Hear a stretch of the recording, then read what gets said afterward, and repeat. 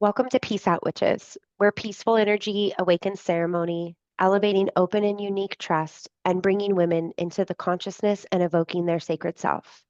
I'm Stacy, and I'm here with Jamie, my co-creator and partner in magic. Together, we're the founders of Peace Not Perfection Academy, where we help women heal their hearts, nurture their souls, and step into their divine feminine power.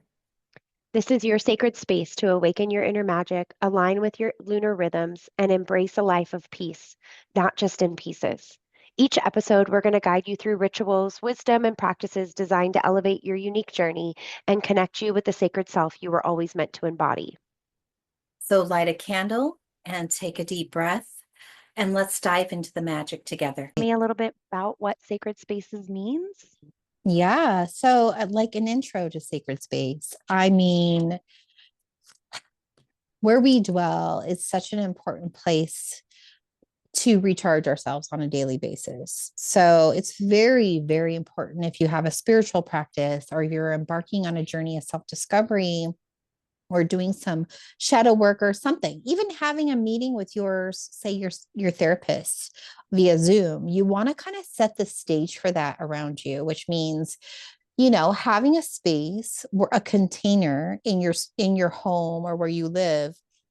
Actually, it could even be in your backyard or a park if you feel safe in that space, where you can call in your power, call in your angels and guides, call in your energies, and if you believe in Jesus, call in Jesus. If you, whatever white light, loving energy, and great goodness that you believe in, bring it in, call it in, have that space set.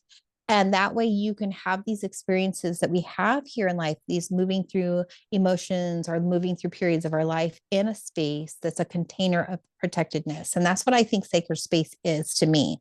And your whole home could be a sacred space, don't you think?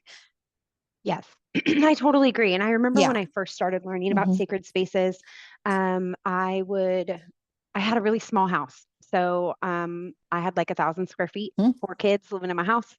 And so I remember someone telling me to wash the dishes like Buddha, and I didn't like doing dishes. So on Mhm. top of my seal right there, there was like a little window seal at my sink, which a lot of us have in the kitchen, and I set up some sacred items. So I set up like a little picture of me and my husband so that instead of bashing him while washing the dishes, I would look at our marriage picture and think how beautiful and wonderful Good we idea. were. And I'm then taking I notes. I had like a special crystal there, and that's where I would put my candle magic or any of my magic. And even though it wasn't Mm, able to be in my room or in my space where maybe I wanted it, where I have it now, it was still a space and a reminder to me to be sacred in mm, the little moments that didn't feel so sacred as yes. a tired, exhausted Mm, mom who mm, also wanted mhm, to fill my spirit. Um, so yeah, I took that mm, little part and then I started putting it over mhm, different spaces in my house. And now I have one or mhm, two sacred spaces where I put most of my things. mhm. And I change it up. So I think Yeah. one of the most important things about the sacred space, what do you think, Jamie? What do you think would be the most important thing? Well, I think what you do, what you just explained was like a very good way to get started Yeah, because really what is the most important thing about sacred space? It's like setting an intention, but also the mood.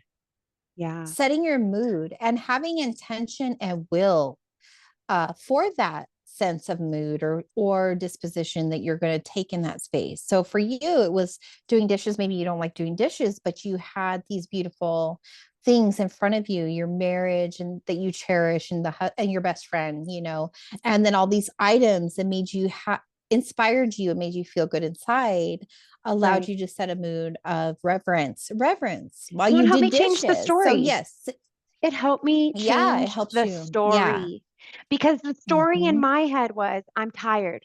I'm exhausted. Mm-hmm. Somebody else should be doing these dishes. Why are Mm-hmm. these dishes here? Why do I Mm-hmm. have to do them? I'm raging. I'm angry. I'm doing everything but wanting to do these dishes. And I needed to Mm, change the story exactly. because the dishes weren't Yeah. going anywhere. Yeah. And I think that's right? And they're there all the time. Oh my goodness, I have Yeah, they debating weren't for you. going anywhere. But that's it. But that's the key. So sacred space isn't like Okay, so you're gone. So I'm going to tell you that you're off. And then when you come back a minute, I'll tell you when you're back, but you're not back yet. back. Mm. Okay, it sounds like you're back now. Okay. Can you hear me? Can you see Yep. me? Yep. And you Okay. seem to be going good in salad. So go. Okay. So I think because I have this tendency to move around a lot when I talk, but I'll hold still. So, yes. So we sometimes put sacred space as this elusive place that we have to go to, we have to travel Mm. to. It's a Mm-hmm. church or a synagogue or an ashram or temple or some kind of space that has been sanctified by someone who has more authority than us. Yet, Mm. yet as we walk the path of the divine, the sacred space is within us first and foremost. So when we talk about sacred spaces, we cannot forget body and how we do that. But that is a whole nother episode or two Yeah. or three. Yeah. But But that it was is. about the body. Putting those things in my kitchen allowed me to be Mm, in my body instead of mm, in my head while I was mm, doing the dishes. And then I was training my body. Hey, body, you can do these dishes because you have dishes to mm. do, because you have It's a four beautiful beautiful children thing. who put dishes in the sink, because you, whatever, like it, it Mm, allowed you to give reverence to the space and helped me meet head, heart, and hands. absolutely. And that's so important. And that's it. Like that's a discovery of healing too, head, heart, and hands. Yeah. And having a sacred space to do that in gives you that peace, that foundation of, okay, we're setting that attention in space. We're going to do some healing work, or we're going to Yeah. find reference in something we don't enjoy. Right. So, what are your And favorite things to put on your sacred space? okay, so actually, I have some practical tips for setting a sacred space. Perfect. Choose a space in your home or around your home that you can find peace in. So a place where your kids can, well, they may interrupt you, but maybe they know like that's mommy's space. So we don't go into mommy's space. So create a space like that where you set the boundaries around it. Number one, and that it's not a shared space. So if you're in a bedroom, say you're in a one bedroom or a studio, create just a corner. It could be a shelf. It could be, like you said, a windowsill where you just have the things that you want to put into that space Hmm. to evoke the emotion or the mood or set the tone or the vibration of that space. So that's And my first so, tip. one with that tip, I think that one of the things that Jamie and I both know really well is Waldorf education. And part of the reason Mm-hmm, we know Waldorf education really well is we both educate our children in a Waldorf format. And one of the things they teach is how to have a nature table. mm-hmm, And a nature table is a great way to bring in a sacred space for a child and setting that intention. So, for a nature table, or again in your sacred space, you might bring in things from the season, the nature things from the mm-hmm, season, things like that, that are going to help you call in where you're at, what's going on, what you're mm-hmm, trying to mm-hmm, bring in or work through. mm-hmm, mm-hmm, Um, so, you can get your kids involved in your sacred mm-hmm. spaces. Absolutely. Um, what was your There can second be tip? a Well, then let's just expand on that. Okay, so hold on, you're breaking up again. Ooh, you're okay. Hold on, you're Because getting bandwidth low. you can have a family place, an altar, so to speak, or can you hear me now? I can. You good? I may just go by voice. So give me a minute here. We'll just do voice on me because sometimes video does some weird things. Can you hear me? And be for the Yep. family. And it should be encouraged. This is how we teach. This is how we bring in these rituals and these teachings. So yes, I encourage and you encourage always with for your family where your kids can be excited about and bring in things from the season and can learn about the seasons, Yeah. but it also can have reverence for the earth or for whatever it is you guys are learning or celebrating in the moment. So it Mm, can be an altar for a sacred space for ceremony, for is absolutely a sacred space. I have my Christmas tree and everything on it is sacred to me. I do handpick everything, and the kids do too, and my husband. So yes, so that's part of number one. Find that space, find your space too. So don't Yeah. forget you. I mean, there's always that piece that we as moms or women or even dads, I'm going to lump dads into this, we lose a part of ourselves in the family life, in the family clutter, and the Mm-hmm. family belongings, and like, where Yeah. is our space? We need to Yeah. make sure we reclaim it, Mm-hmm. however big or small. It could be your bathtub, it could be your bathtub. Yeah. So Well, that's and step one. that again was part of why I had done on my windowsill, because at the time I had young children, and keeping crystals and magic on an Mm-hmm. altar where my children can touch it Mm-hmm. wasn't as practical as putting it on a windowsill where I might want to put it away when grandma came over. Maybe it wasn't something I wanted grandma to Right. see, but it was something that I Mm. didn't care my friends saw. It was something I didn't care that I saw. And I would put my magic there because it was my only little Mm-hmm. space and it was away from Mm-hmm. kids and touchy fingers. Mm-hmm. And Mm-hmm. that also meant, I think that that kind of comes to our second step, which is that I had to clear my space quite often. Yes. I had to make sure that I Yes. didn't have old, stale things up there that I wasn't working on anymore, that I didn't That's need or that true. weren't bringing me joy or happiness or beauty. Mm-hmm. Um, and I needed to clean it often to make sure that it was clean. And, it's by the kitchen. So it would Yeah. like, but Mm-hmm. that aspect of going through and making sure that your sacred spaces, at least seasonally, are Mm-hmm. being um, organized, cleaned, reviewed. What magic do you maybe need to clean up? Is there anything you need to bury? Is there anything you need to burn? Is there anything that maybe shouldn't be in that jar anymore? Or is there seasonal things that need to be put away? Is there certain Mm-hmm. crystals you've been working with for like a really long time and they need a break? Mm-hmm. Agreed.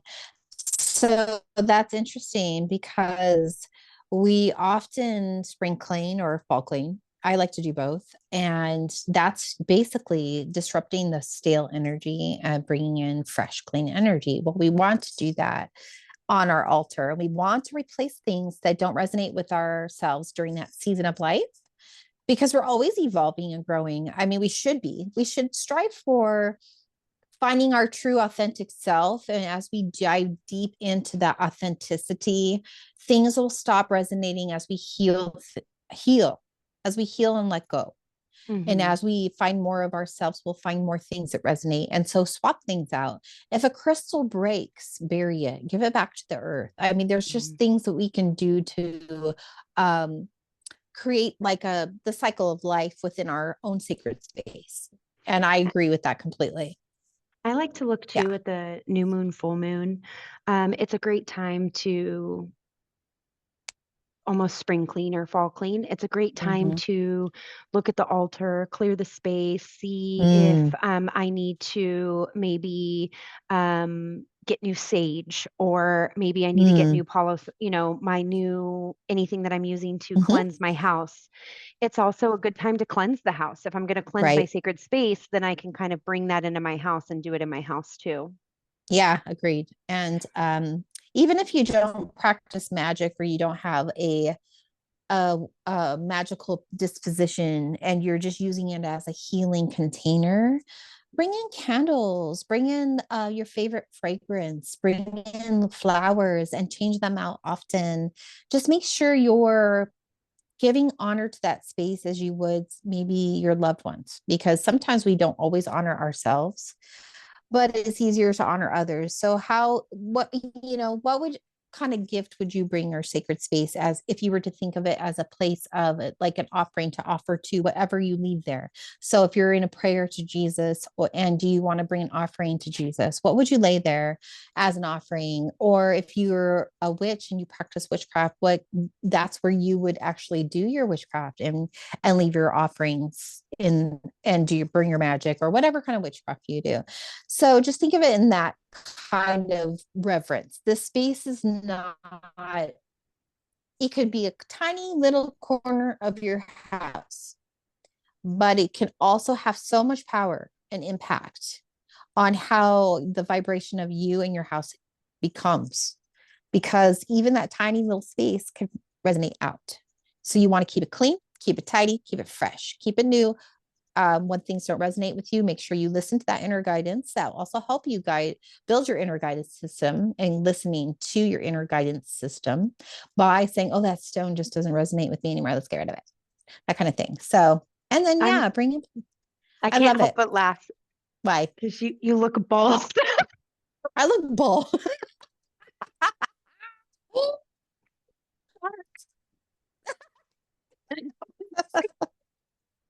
I have hair. Hello, It's, beautiful girl. it's Hey. there. It's there. So one of the Love things, it. Love it. if we were, so the first thing we said Yeah. is setting up a sacred space Mm, that is somewhere that you can interact with it, preferably on a daily basis. mm, The second thing we said was setting up a space and making sure that you're clearing out the space, that you're processing through the space at least on a seasonally basis, but preferably new moon and full moon, since both of those are different energies hmm that you're working with. hmm What do you think would be the third thing, Jamie?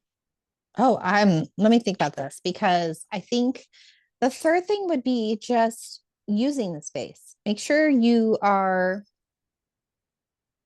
using it as you intended it for. Mm-hmm.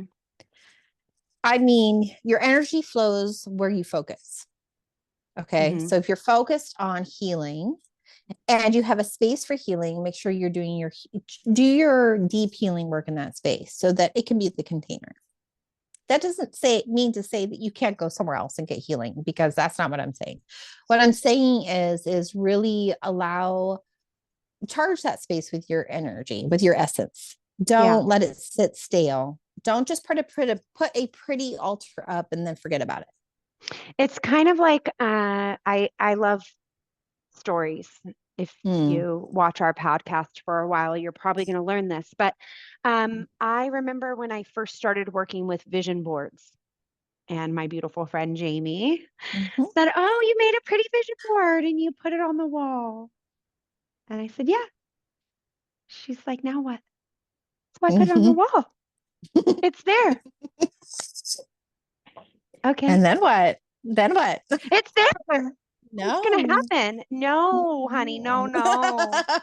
And so then I learned, oh, you mean I need to like read it. I need to interact with it. I need to walk by that Feel sacred it. space and thank Feel it. Jesus for my time here, or walk by the sacred space and thank Mm, Mother Earth for all that she's gifted mm. me on this land, or walk by and thank, just for my mom. I mean, my Mhm. own whatever, but not just walking by the Yeah. space mundanely every Right. day, but walking by Yes. the space and taking the reverence to take a moment Yeah. with it. Exactly. And Exactly. I think it's important to note that it doesn't need to be like, Mm-mm. oh, okay, look at my yoga space. It's so perfect. I set up and I do my meditation and my That's so great, though. yoga, and it's so But I wonderful. love that. I love That's that too. great. Not I everybody love has that that too. space. Yeah, Not that's everybody true. has that I space. don't And have that space. Yeah. so I think that that is beautiful. And if you've got that, great. But we need Mm, to bring up the fact and the importance of sacred space being wherever you are. If you're in your car 16 hours a mm, day, hmm then your hmm dashboard might need to be your sacred space. That's true. And maybe you're not putting your magic on there, but Mm, maybe you're putting some pictures of your family, or maybe you're putting some things, or, maybe you are at the office and you're at the office 24/7. For me, I have mhm, a little cup that I keep here. It has a pink quartz in it. My friend Jamie got it for me. And I keep it on my desk. And I have a picture of mhm, my husband and my kids and a plant so that I'm bringing in earth for myself. But again, when I was a teacher, and I didn't necessarily want to share my practices with my students, I mm, still had special sacred things on my desk that mhm, made me happy when I would come into my morning routine every day at work. And I would mhm. touch those things on my desk. And I would say, Absolutely. look, I I'm know here at that. work, Stacy. I'm here at work.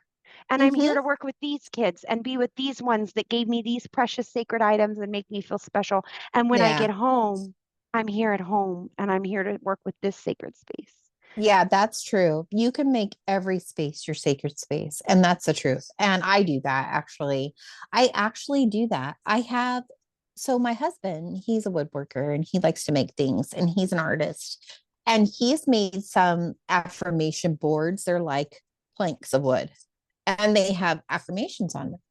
Well, there's a place of my house that I sit at every morning to get my morning sun, drink my coffee, and just chill before I start my day.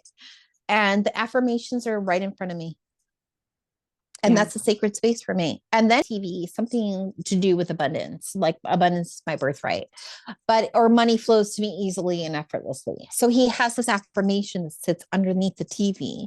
And he has on his computer, he has his check that he wrote from the universe of $1 million.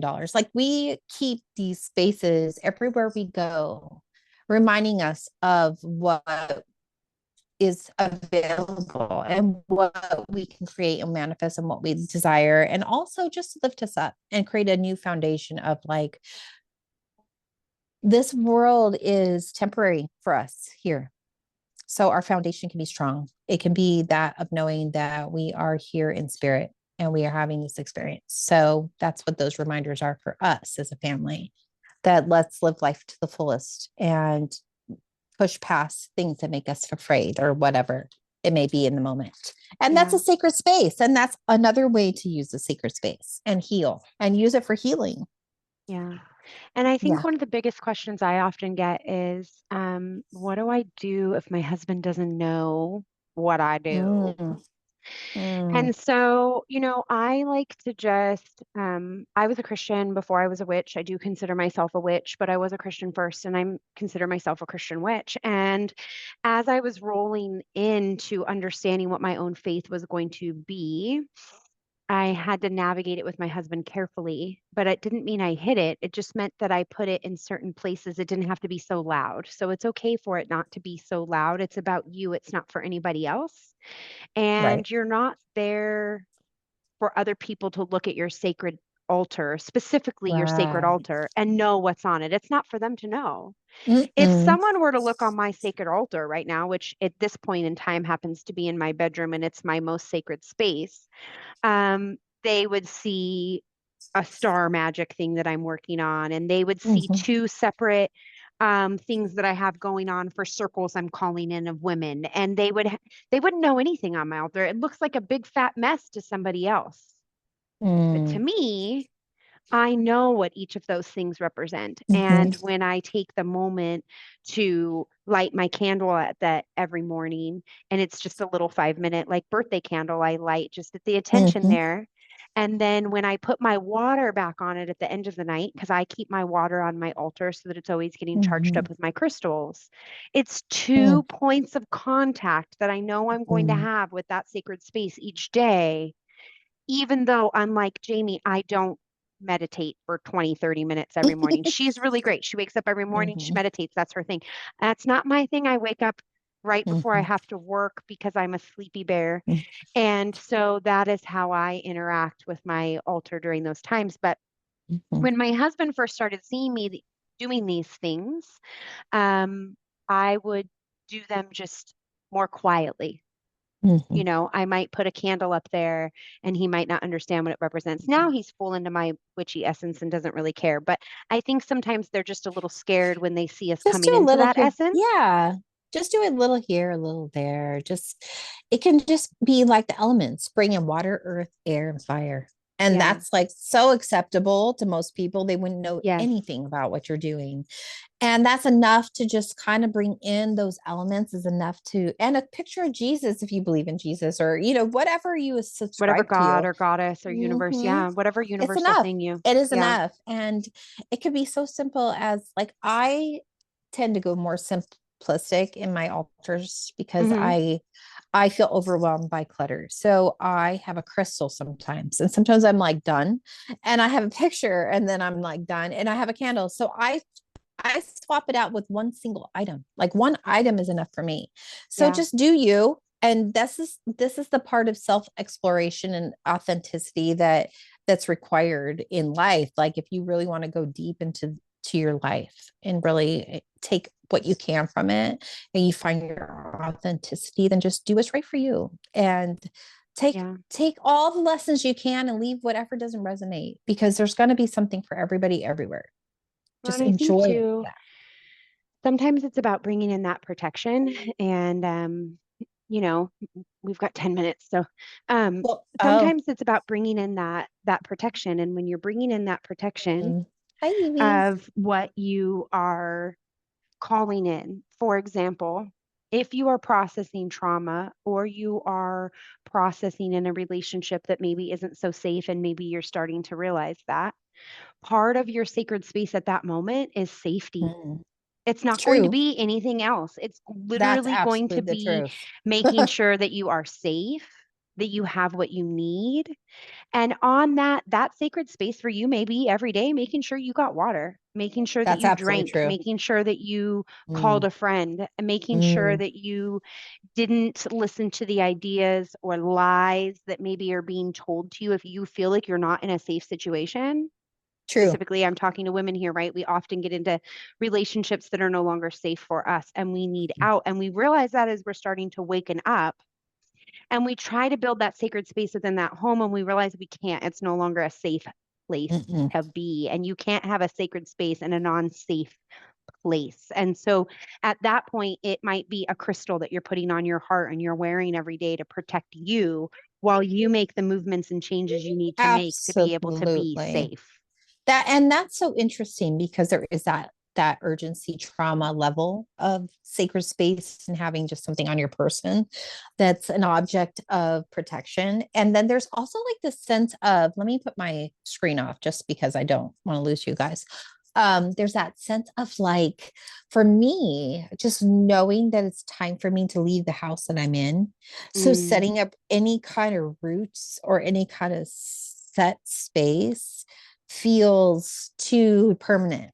mm, And so mhm. I've been purging. I'm in this mode of purging, and I have been for years, but I'm super purging. And so that feeling of just having an item that I carry, and so my husband created something for me, and he created for him, that it's like an item of to carry.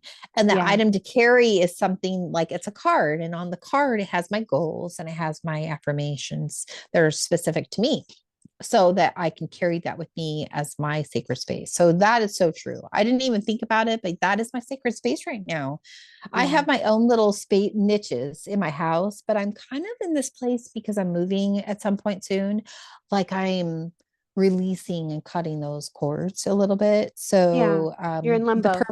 and so that really brought that up for me. Like you can just be in a place where you're not going to, you're in an impermanent space. So if you're Right. in an impermanent space and you want to have sacred space, put it in your office, put it in your car, put it in your pocket, put it in your purse. Have an affirmation card that you put in your bra, put in your wallet if you're a guy, or your pocket, where if you reach in or it kind of jabs you a little and you're like, yeah, those are my goals. It hurts a little because reaching your goals and striving for healing and doing all the processing, yes, it's going to hurt a little. So it's just a process of being here on planet Earth, but it's like a really good way to have sacred space in a small, compact form. So good call. That was absolutely true. Well, Yeah. and Stacy and Jamie, we own a company. It's called Peace Not Perfection Academy. And we work with people in healing their hearts and finding their souls. Yeah. And in doing that, we understand that it's not always perfect. And so our motto Right. is peace, not perfection. That's why the company is Yeah. named that. But it's really because we wanted to find peace in those spaces where maybe we couldn't Mm, set up a sacred space, or right. maybe we were in transition and we packed up our sacred spaces, and we Right. needed to understand that the journey wasn't about perfection. No, It was about finding the peace while on the journey. that's right. That's the foundation. That's your steady foundation. Yeah. So that That, altar, that yeah. sacred space, it's everywhere. But what Mm-hmm. we want you to learn is just that you can call that in intentionally, Mm-hmm. physically, spiritually, and that you should protect it. You should keep it as a sacred space. It should be treated as Mm-hmm. a sacred thing. It should be cleaned. And it should Mm-hmm. have things on it that you're working on a constant Mm-hmm. basis that you're calling Mm-hmm. in or bringing in, or gratitude or thankfulness that you have. Mm-hmm.